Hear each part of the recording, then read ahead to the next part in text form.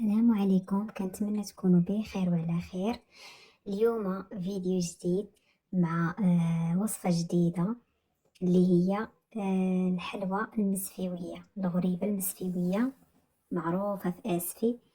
ديال تدواز اتاي هكا، كتجي ساهلة وبمقادير متوفرين في اي منزل. كنتمنى البنات تجربوها ورجعوا لي في لي كومونتير، وما تنساونيش من واحد لايك ومتابعة، واللي ما دايرش لي ابوني يشترك في القناة باش يبقى يوصلو كل جديد ديالي. شفتوها كيفاش كتجي رطبة وزوينة بزاف هكا لشرب اتاي. المهم انا غادي ندوز معاكم دابا المقادير وطريقة التحضير، راه كل شيء موضح في لا فيديو. بالنسبة للبنات المقادير، كيف ما كتشوفوا عندي رابعة ديال الزبدة، كاس ديال الزيت وكاس ديال السنيدة وجوج بيضات وشويه ديال الملحه اللي تعديل الذوق، معلقه ديال الفينو عامره، مع واحد النسبه ديال الكوك. يكون كاس الا ربع ديال الكوك. اللي عنده الكوك رقيق يخليه هكاك، حنا عندنا هنا الكوك غليظ بزاف. هنايا راني درت قشور الليمون تيعطيو واحد النسمه زوينه بزاف. المهم غادي نبداو دابا. غادي نخوي الكاس ديال السنيده، غنحاول نخلط هذيك السنيده مع الزبده ومع قشوره الليمون. راني حكيتهم في القصريه قبل هكا حتى تولي هكا على شكل بوماد حتى تذوب ليا السنيده. دابا غادي نزيد الزيت بالتدريج كيف ما موضح لكم في الفيديو، غير بشويه حتى تتخلط بهذه الطريقه حتى ندخلو الزيت في الزبده ومع السنيده بهذه الطريقه. هنا من بعد ما خلط الزيت غادي نضيف باقي المكونات.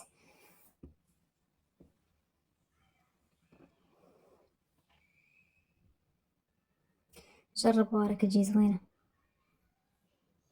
الصراحه، بزربه كتوجد ماشي كتعطلي فيها ولا. هنا عندي جوج ديال البيضات بحراره المطبخ، غنحاول حتى هما نمزجهم مزيان.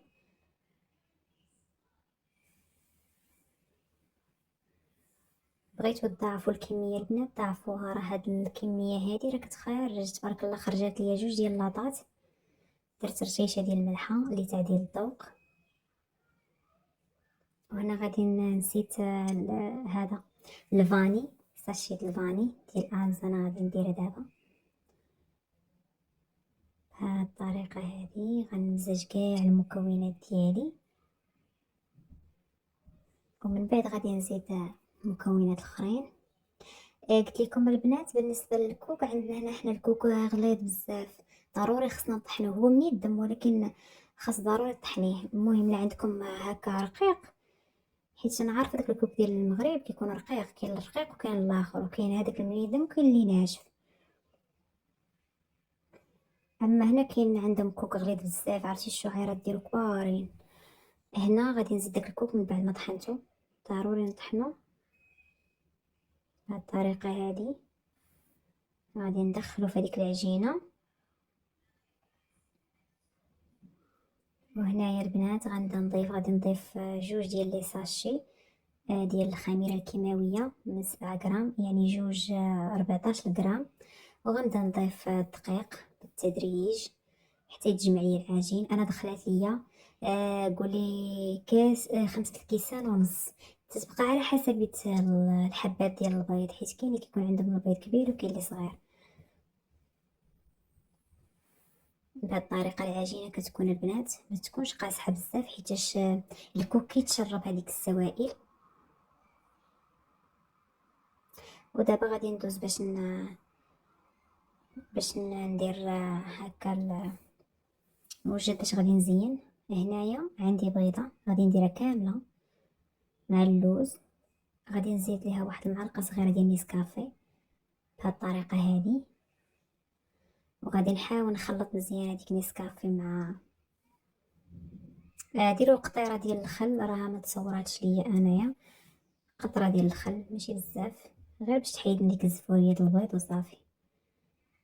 هنا غادي نبدا نحاول هكا ندير كويرات صغارين، ما تبسطهمش بزاف، هكا نبسطهم بالكف ديال اليد وهكا.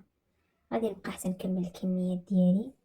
وإلا وصلتوا حتى لهنا البنات ما تنساونيش من واحد جيم ولا جيم وكومونتير زوين، واخا غير نقطة، المهم ديروا كومونتير.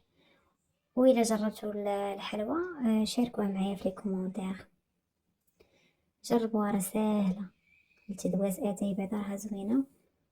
وما تنساونيش من الاشتراك في القناة.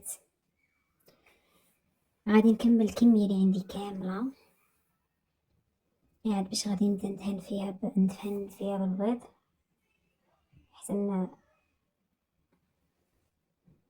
كندهن نص، عاد ندير فيه اللوزة عاد باش نكمل، باش ما ينشفش ليكم هذاك قبل ما ينشفش البيض، وقبل ما ديروا فيه اللوزة. راه معروف هاد الحلوى المسفيوية، الصراحة انا وراتها ليا غير طفلتي، الله يخلي لها صحيح، حتى هي وراتها ليا، ما كنتش الصراحة عارفاها، ومني جربتها ولات عندي معتمدة، ديما وليت كنديرها، كتجي زوينة. نشرب اتاي ما كتجي لا حلوة بزاف لا والو، ما فيها غير كاس، كتجي هي هذيك في الحلاوة.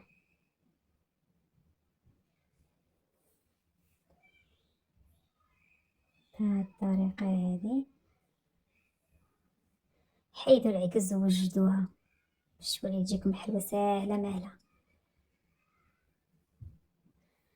ودابا غادي نبدا ندهن فيها هكا البنات بالبيض وهذا نسكافي بهاد الطريقة هادي كيف ما كتشوفوا، حتى غادي نسالي الكمية اللي عندي كاملة. وعاد غادي نبدا ندير فيه اللوز. هنا البنات بالنسبة للفران راه ديجا مشعلاه غير من الفوق، ولكن ناقصة في الحرارة بزاف، حيت غادي نقص عليه الحرارة، نشعل عليها من الفوق حتى تشقق ليا مزيان وتدير وتحمار شوية، بعدا كينا من الفوق عاد نشعلو عليها من التحت.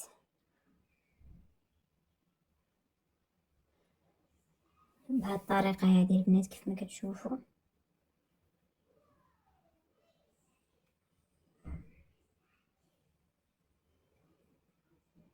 وهنايا غادي نسالي الكمية كاملة اللي عندي،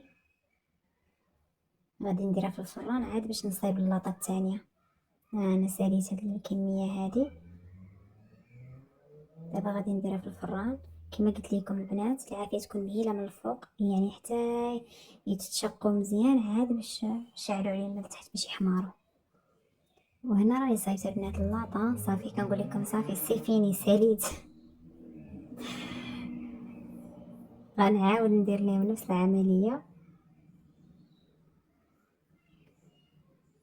وصافي. وهنايا البنات من بعد ما طابت ليا اللاطة الاولى شوفوا كيفاش جات، راه كيجيو زوينين بزاف.